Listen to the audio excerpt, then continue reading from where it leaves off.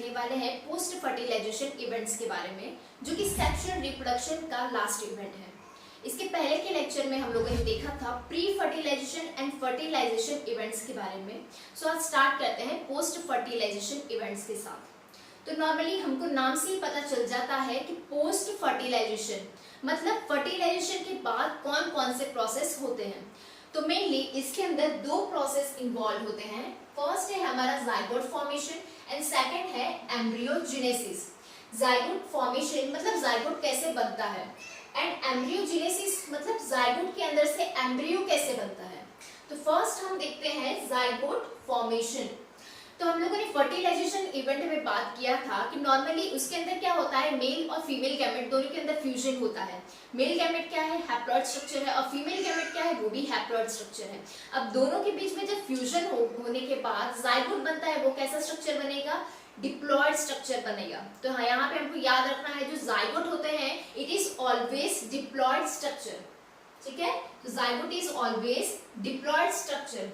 Now in external fertilization, zygote forms externally, मतलब हम लोगों ने एक्सटर्नल फर्टिलाइजेशन के बारे में बात किया था और इंटरनल फर्टिलाइजेशन के क्या है। एक्सटर्नल फर्टिलाइजेशन किसको बोलेंगे कि जब फर्टिलाइजेशन प्रोसेस कोई भी ऑर्गेनिज्म है उसकी बॉडी के बाहर हो रहा है सराउंडिंग मीडियम में, तो ऐसे टाइप की फर्टिलाइजेशन को हम लोग एक्सटर्नल फर्टिलाइजेशन बोलेंगे। और उससे उल्टा इंटरनल फर्टिलाइजेशन में क्या होगा कि जब भी कोई फर्टिलाइजेशन प्रोसेस कोई भी ऑर्गेनिज्म के बॉडी के अंदर होता है तो वो प्रोसेस को हम लोग क्या बोलेंगे, इंटरनल फर्टिलाइजेशन। तो यहाँ पे क्या होगा, एक्सटर्नल फर्टिलाइजेशन होगा तो जाइगोट एक्सटर्नली जो भी सराउंडिंग मीडियम है, वाटर है, तो उसके अंदर प्रोड्यूस्ड होगा। और इंटरनल फर्टिलाइजेशन है वहां पे जाइगोट कहाँ पे, बॉडी के अंदर कोई भी ऑर्गेनिज्म है उसकी बॉडी के अंदर जाइगोट प्रोड्यूस्ड होगा। जो जाइगोट है उसका फर्दर डेवलपमेंट है, वो कोई भी जो ऑर्गेनिज्म है उसकी लाइफ साइकिल कैसी है, प्लस जाइगोट कौन से एनवायरनमेंट में एक्सपोज किया गया है, तो उसके ऊपर डिपेंड है जाइगोट का फर्दर डेवलपमेंट। नाउ कोई cases for example algae and fungi, वो क्या करते हैं, जाइगोट के आसपास क्या डेवलप होता है, थिक वॉल। ठीक है, जाइगोट अपने सराउंडिंग थिक वॉल डेवलप कर देगा जिसकी वजह से उसको प्रोटेक्शन प्रोवाइड होगा, मेनली डैमेज से बचेगा। देन डेसिकेशन प्रोसेस होगा तो डेसिकेशन से वो बच सकता है। तो normally for the protection purpose वो अपने सराउंडिंग में क्या प्रोड्यूस कर देगा, थिक वॉल प्रोड्यूस कर देगा। ठीक है, अब हम कोई भी ऑर्गेनिज्म देखें, अलग अलग ऑर्गेनिज्म में हमको अलग अलग टाइप की लाइफ साइकिल देखने को मिलती है।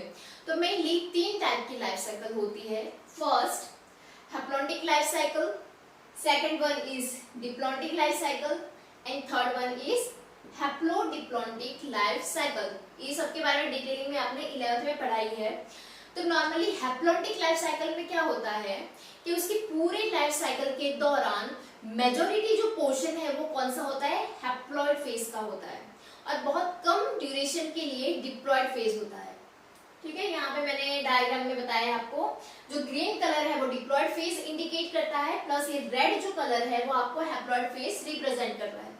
तो यहाँ हैप्लॉन्टिक लाइफ साइकिल में आप लोग देख सकते हो कि यहाँ पे क्या है, मेजॉरिटी पोर्शन में आपको हैप्लॉइड फेज देखने को मिलेगा और बहुत कम टाइम पीरियड के लिए कौन सा फेज है, डिप्लॉइड फेज है। जो जाइगोट के फॉर्म में सिर्फ आपको डिप्लॉइड फेज मिलेगा, उसके बाद उसके अंदर म्यूसिस हो गया, हमको फर्दर हैप्लॉइड फेज मिलेगा। ठीक है, तो यहाँ पे आपको डिप्लॉइड जाइगोट मिल रहा है, उसके अंदर म्यूसिस होगा विच इज रिडक्शन डिवीजन। तो जो स्पोर बनेंगे वो कैसे होंगे, हैप्लॉइड होंगे। स्पोर जर्मिनेट होके पूरा गैमेटोफाइटिक बॉडी बनाएगा। तो गैमेटोफाइटिक बॉडी भी क्या है, हैप्लॉइड है। ठीक है, तो ये क्या करेगा, मेल एंड फीमेल गैमेट्स बनाएंगे। तो यहाँ पे जो मेल फीमेल गैमेट बनने का प्रोसेस है उसको हम लोग क्या बोलेंगे, गैमेटोजेनेसिस बोलेंगे। फिर सिंगैमी होगा गैमेट्स के बीच में, सिंगैमी मतलब फर्टिलाइजेशन। तो फर्टिलाइजेशन होगा और उसके अंदर से हमको क्या मिलेगा, जाइगोट, डिप्लॉइड जाइगोट हमको मिल जाएगा। कि नॉर्मल प्रोसेस है हैप्लॉन्टिक लाइफ साइकिल की, जिसके अंदर मेजॉरिटी जो फेज होता है वो हैप्लॉइड फेज होता है और सिर्फ जाइगोट जो होता है वो रिप्रेजेंट करता है डिप्लॉइड फेज। अब सेकंड बात करते हैं डिप्लॉन्टिक लाइफ साइकिल। तो इसके अंदर क्या होगा, मेजॉरिटी पोर्शन में डिप्लॉयड फेज होगा और बहुत कम टाइम पीरियड के लिए हैप्लॉयड फेज होगा। ठीक है, यहाँ पे आपको गैमेटोफाइट फेज दिख रहा है, तो इसके अंदर क्या होगा आपका ये हैप्लॉयड फेज है, और जो ग्रीन कलर में आपको दिख रहा है वो पूरा क्या है उसका डिप्लॉयड फेज है। तो यहाँ पे क्या दिख रहा है हमको कि मेजॉरिटी पोर्शन में डिप्लॉयड फेज दिख रहा है और बहुत कम टाइम पीरियड के लिए गैमेटोफाइट स्टेज दिख रहा है। मतलब ये क्या है डिप्लॉन्टिक लाइफ साइकिल। जो थर्ड है हमारा वो क्या है हैप्लॉयड डिप्लॉन्टिक लाइफ साइकिल। तो इसके अंदर क्या होगा कि haploid phase plus diploid phase दोनों इक्वल अमाउंट में हमको देखने को मिलेगा। यहाँ पे जो जाइगोट है प्लस स्पोरोफाइट है दोनों क्या है डिप्लॉयड है, और यहाँ पे जो गैमेटोफाइट है प्लस स्पोर्स है वो क्या है हैप्लॉयड है। मतलब यहाँ इक्वल अमाउंट में हो गए हैं दोनों।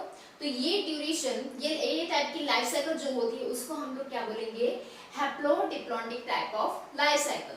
तो यहाँ पे हमको बताया है कि मतलब अलग अलग टाइप की लाइफ साइकिल हो तो उसके अंदर जाइगोट का फर्दर डेवलपमेंट कैसे होता है। ठीक है, हैप्लॉन्टिक में पता चल गया, डिप्लॉन्टिक में पता चल गया कि जाइगोट होगा तो स्पोरोफाइट बनाएगा, फिर म्यूटिक डिवीजन में जाएगा गैमेटोफाइट बनाएगा, फिर गैमेटोजेनेसिस जाके गैमेट्स बनाएंगे और फिर वापस से क्या होगा जाइगोट बनाएगा।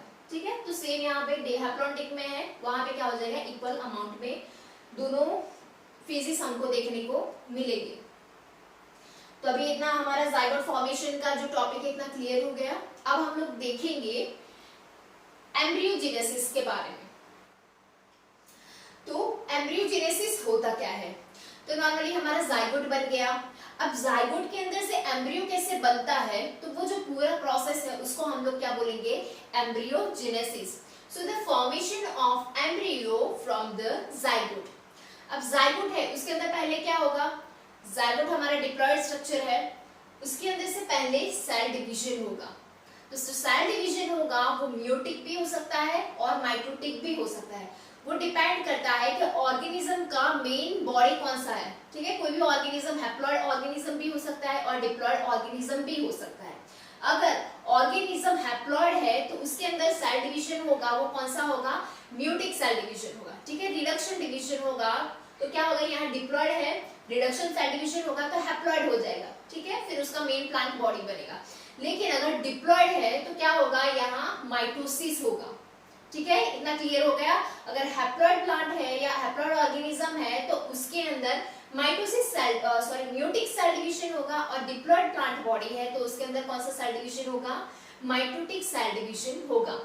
फिर सेल डिवीजन होने के बाद क्या होता है सेल डिफरेंशिएशन। अब सेल डिवीजन जो है वो मेन क्या करता है it increases the number of cells. ठीक है, जाइगोट के अंदर डिवीजन होगा माइटोटिक डिवीजन होगा और उसकी वजह से क्या हो गए बहुत सारे सेल्स हमको मिलेंगे, नंबर ऑफ सेल्स मिलेंगे।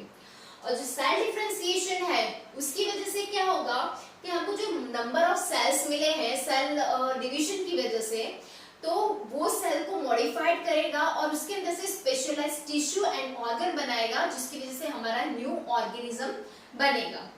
ठीक है, तो यहाँ से जाइगोट हो गया, जाइगोट के अंदर सेल डिवीजन होगा और सेल डिवीजन के बाद क्या होगा सेल डिफरेंशिएशन होके new tissue new organ and new organism जो है वो बनेगा। अब जो ऑर्गेनिज्म है वो मेनली दो टाइप के हो सकते हैं। तो फर्स्ट है वो oviparous and second one is viviparous. Oviparous मतलब क्या कि जो डायरेक्टली एग ले करता हो, और विविपेरस मतलब जो डायरेक्टली न्यू वन होता है उसको प्रोड्यूस करता है। ठीक है, तो यहाँ पे क्या दिया हुआ है development of the zygote externally. ठीक है, यहाँ पे जो जाइगोट है उसका डेवलपमेंट एक्सटर्नली होगा। नॉर्मली हम लोग बर्ड्स जो होते हैं उनके एग्स देखते हैं तो वो क्या है नॉर्मली जाइगोट है। ठीक है, तो जाइगोट जो होता है वो एक्सटर्नल एनवायरनमेंट में एक्सपोज्ड होता है, और यहाँ पे क्या होगा development of the zygote internally. जो भी जाइगोट होगा उसका डेवलपमेंट कहाँ पे होगा इंटरनली, जो ऑर्गेनिज्म है उसके बॉडी के अंदर ही होगा। Then lay fertilize and unfertilized egg। ठीक है, ओविपेरस क्या करेगा फर्टिलाइज और अनफर्टिलाइज एग जो होता है उसको ले करेंगे, और विविपेरस के अंदर क्या होगा they give birth to the young one. ठीक है, डायरेक्टली वो क्या करेगा जो न्यू वन होगा यंग वन होगा उसको बर्थ देगा। In oviparous after incubation young one hatch out. ठीक है, तो जो बर्ड्स होते हैं उसके अंदर क्या होगा, थोड़े इंक्यूबेशन पीरियड होगा। वो इंक्यूबेशन पीरियड के बाद कोई भी यंग वन है वो क्या होगा, अंडे में से बाहर आ जाएगा, हैच आउट हो जाएगा। और विविपेरस के अंदर क्या होगा, after attaining a certain stage of growth the young one is delivered out from the female body. यहाँ पे जो भी जायगोट बन रहा है क्या कहाँ हो रहा है, बॉडी के अंदर ही बन रहा है। तो वहां पे क्या होगा, जो भी जायगोट है वो उसका कोई एक स्टेज तक मैच्योर हो जाएगा, और वो मैच्योर होने के बाद वो फीमेल की बॉडी है उसके अंदर से क्या होगा, बाहर आ जाएगा। ना नॉट प्रॉपर एम्ब्रियोनिक कैप, तो यहाँ पे क्या होता है, जायगोट जो है वो एक्सटर्नली बाहर हो जाता है, मतलब एक्सटर्नल मीडियम में आ जाता है। तो उसकी वजह से तो उसको जो प्रॉपर एम्ब्रियोनिक केयर मिलना चाहिए वो नहीं मिलता है, तो उसका सर्वाइवल रेट कैसा हो जाएगा, बहुत ही कम हो जाएगा। और जो विविपेरस है उसके अंदर जायगोट का डेवलपमेंट, जो एम्ब्रियो वगैरह वो क्या है हमारी बॉडी के अंदर ही बनेगा, तो उसको क्या मिलता है, प्रॉपर एम्ब्रियोनिक केयर मिलता है, प्लस प्रोटेक्शन भी मिलता है। तो इसका सर्वाइवल रेट होगा वो क्या होगा, ज्यादा होगा। ओविपेरस नॉर्मली हमको किस ऑर्गेनिज्म में देखने को मिलेगा, रेप्टाइल्स में देखने को मिलेगी, बर्ड्स में देखने को मिलेगा। और विविपेरस जितने भी मैमल्स हैं इंक्लूडिंग ह्यूमन बीइंग, ठीक है, तो सभी मैमल्स के अंदर हमको विविपेरस देखने को मिलेगा। तो यहाँ तक क्लियर हो गया कि जायगोट फॉर्मेशन क्या है, एम्ब्रियोजेनेसिस क्या है। तो यहाँ पे हमारा चैप्टर फर्स्ट है वो कंप्लीट होता है। तो नेक्स्ट टाइम हम लोग स्टार्ट करेंगे चैप्टर नंबर 2।